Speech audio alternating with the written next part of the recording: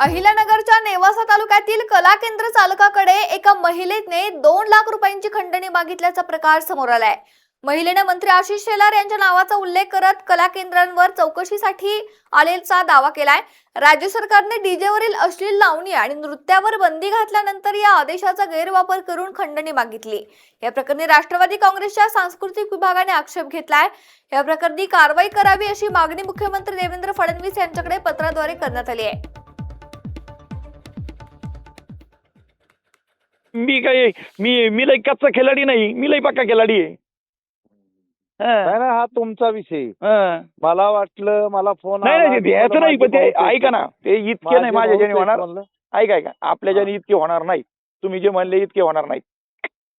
मी दिलेले सांगतोय नाही तुम्ही ऐका, तुमचे ऐका, तुम्ही काही देऊ शकता। हाय बरोबर आहे का नाही? ऐका, ते आलेत बहीण चोळी म्हणून मी 11,000 रुपये देईन। 11,000 रुपये नाही ऐका तुम्ही बोला। नाही ऐका, बहीण या नात्याने ऐका बोलत नाही सांगतो। ऐका मी बोलतो, बहीण या नात्याने ऐका बहीण या नात्याने बहीण आली, चला ठीक आहे।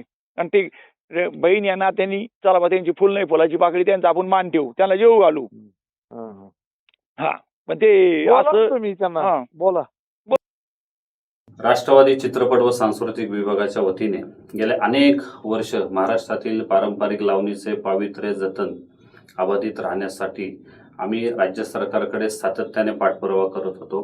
महाराष्ट्रातील डीजेवर अश्लील लावणी सादर करणाऱ्या कार्यक्रमांवर व त्या मुलींवर प्रतिबंध आणण्यासाठी व त्यांच्यावर कठोर कारवाई करण्यासाठी नुकताच आम्ही शासन निर्णय प्रसिद्ध करून घेतला।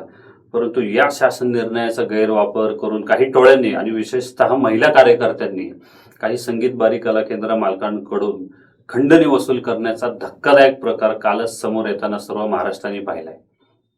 राज्यातील एका मंत्र्यांच्या नावाचा देखील त्याच्यामध्ये उल्लेख करून लाखोच्या खंडण्या उकळल्या जात आहेत। या खंडणीखोरांच्या विरोधात राज्य सरकारने आणि विशेषतः मुख्यमंत्री तथा गृहमंत्री आदरणीय देवेंद्र फडणवीस साहेबांनी यांच्यावर तातडीने कठोर कारवाई करून याला एक प्रतिबंध